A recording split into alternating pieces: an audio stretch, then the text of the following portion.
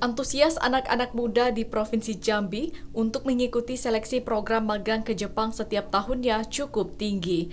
Hal itu terlihat dari banyaknya peserta yang mendaftar untuk mengikuti seleksi yang digelar di Snaker Trans Provinsi Jambi. Pada tahun ini, program magang ke Jepang diikuti 228 peserta yang berasal dari berbagai kabupaten kota dalam Provinsi Jambi. Tidak hanya dari kalangan akademisi, pada seleksi itu juga melibatkan lembaga pendidikan dari Jepang. Seleksi yang dilakukan selama 4 hari, mulai 18 hingga 21 Juli 2022 itu meliputi berbagai tahapan, mulai dari tahapan pembukaan, tes matematika dasar, uji kesemaptaan tubuh, ketahanan fisik, dan sesi wawancara. Kadis Tenaga Kerja dan Transmigrasi Provinsi Jambi Bahari mengatakan, para peserta ini berasal dari 11 kabupaten kota Provinsi Jambi yang merupakan lulusan SMA dan SMK sederajat. Tahapan seleksi ini dimulai sejak beberapa waktu lalu, mulai dari persyaratan administrasi hingga tahapan akhir wawancara. Setelah dinyatakan lulus, para peserta akan mengikuti pelatihan bahasa Jepang, kemudian baru diberangkatkan ke Jepang selama 3 tahun. Selama di Jepang, peserta yang lulus akan dibiayai oleh pemerintah Jepang. Magang ini kita sudah melakukan beberapa tahapan. Pertama kan merekrut peserta, kemudian melakukan praseleksi, kemudian saat ini adalah seleksi untuk magang ke Jepang. Dan seleksi ini diikuti 228 orang ya, jadi yang terdaftar 297 ya. Yang daftar kan 28, namun kalau datang pun terlambat kita terima. Direktorat Bina Penyelenggaraan Pelatihan Vokasi dan Pemagangan Kementerian Tenaga Kerja Republik Indonesia Fauzi mengatakan, para peserta yang dinyatakan lulus nantinya akan ditempatkan ke perusahaan-perusahaan yang telah bekerja sama dengan pemerintah Indonesia. Tujuan dari kegiatan pemagangan ini untuk mengurangi pengangguran dan menambah pengalaman bagi pemuda Indonesia, sehingga sepulangnya ke tanah air, mereka membawa hasil yang bermanfaat.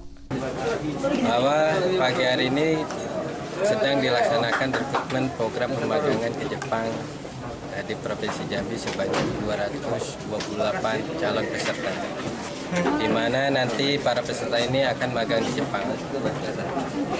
Magang itu adalah bagian daripada pelatihan, di mana berlatih sambil bekerja, di mana peserta magang ini akan kita tempatkan di perusahaan-perusahaan yang ada di Jepang yang telah bekerja sama dengan Indonesia, khususnya dengan Kementerian Ketenagakerjaan Republik Indonesia. Sementara, Kepala Seksi Pelatihan Pemagangan di Snaker Provinsi Jambi Al-Fajri mengatakan, program magang ke Jepang ini dimulai sejak tahun 1990-an. Sejak 2014 hingga sekarang, para pemuda Provinsi Jambi sangat antusias mengikutinya. Meski sempat tertunda karena pandemi COVID-19, namun seleksi itu sangat berat dan menerapkan sistem gugur, mulai dari ujian matematika dasar, kesemaptaan, dan ketahanan tubuh, serta wawancara.